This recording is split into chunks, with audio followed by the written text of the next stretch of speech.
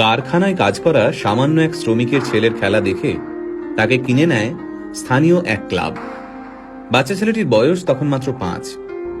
কিন্তু ভাগ্যের কি পরিহাস, মাত্র 11 বছর বয়সে এক বিরল রোগ ধরা পড়ল এই বিস্ময় বালকের।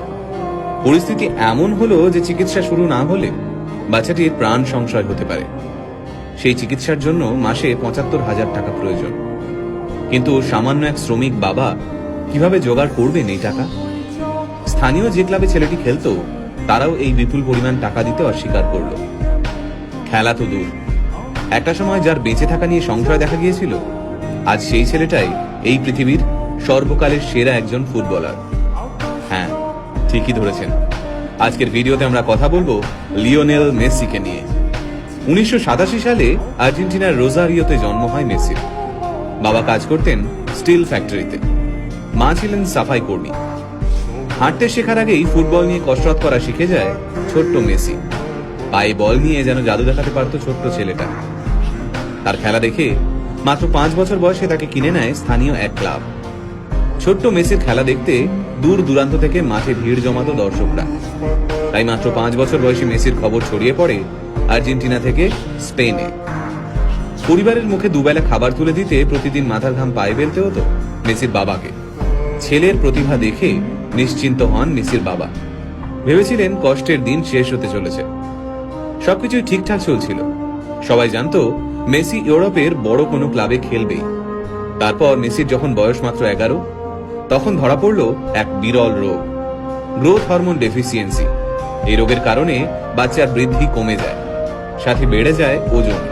এই রোগের চিকিৎসা করাতে প্রতিদিন মেসির পায়ে 2 ইঞ্জেকশন দেওয়া হতো। এই চিকিৎসা করতে মাসে খরচ হতো প্রায় 75,000 টাকা। মেসির পরিবারের পক্ষে এই বিপুল পরিমাণ টাকা দেওয়া অসম্ভব হয়ে দাঁড়ায়। আর ওই সময় মেসির ক্লাব এই বিপুল টাকা দিতে অস্বীকার করে। চিকিৎসার খরচ জোগাতে বিভিন্ন ক্লাবের দরজায় দরজায় ঘুরতে থাকেন মেসির বাবা। কিন্তু মাত্র 11 বছরের একটা বাচ্চার জন্য প্রত্যেকটা ক্লাব এই বিপুল পরিমাণ টাকা দিতে অস্বীকার করে। তবে চিকিৎসা চলাকালীন মেসিকে মাঠ থেকে এক মুহূর্তের জন্যও দূরে সরিয়ে রাখা যায়নি।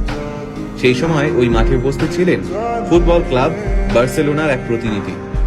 মেসির পায়ের জাদু দেখে মেসিকে স্পেনের বার্সেলোনায় নিয়ে যেতে চান সেই প্রতিনিধি। হাতের কাছে কোনো কাগজ না থাকার কারণে একটা ন্যাপকিনেই কন্ট্রাক্ট লেখা হয়। তাতে সই করেন মেসির বাবা। সেই বহুমূল্য ন্যাপকিন এখনো মেসির কাছে রয়েছে। তারপরের ইতিহাস আমরা সবাই জানি। বার্সেলোনায় ইতিহাস তৈরি করেন তিনি। বিশ্বের সামনে বার্সেলোনাকে সেরা ক্লাব হিসেবে তুলে ধরেন। শুধুমাত্র 2012 সালেই মেসি 91টি গোল করেন। সেই রেকর্ড এখনো কেউ ভাঙতে পারেননি। আজ প্রায় 5,000 কোটি টাকার মালিক মেসি। নিজের ফুটবল ক্যারিয়ারে পেয়েছেন প্রচুর খ্যাতি। এত সম্পত্তি পেয়েও মাথা ঘুরে যায়নি তার। বিয়ে করেছেন সেই ছোট্টবেলার বান্ধবী আন্তোনেলাকে। মাত্র 11 বছর বয়সে মেসি যখন আর্জেন্টিনা ছেড়ে স্পেনে চলে যান, তখন তিনি আন্তোনেলাকে কথা দিয়েছিলেন যে একদিন না একদিন তিনি তাকে স্পেনে নিয়ে যাবেনই। কথা রেখেছিলেন মেসি। ছোটবেলা থেকে স্পেনেই থাকতেন মেসি। বলা যায় স্পেনেই বড় হয়ে উঠেছেন তিনি। স্পেন ফুটবলের এক কর্তা মেসিকে স্পেনের হয়ে ফুটবল খেলতে অনুরোধ করেছিলেন, কিন্তু মেসি হাসি মুখে সেই অনুরোধ প্রত্যাখ্যান করেছিলেন। বর্তমানে পৃথিবীতে এমন কোনো ট্রফি নেই যা মেসির নামের পাশে নেই।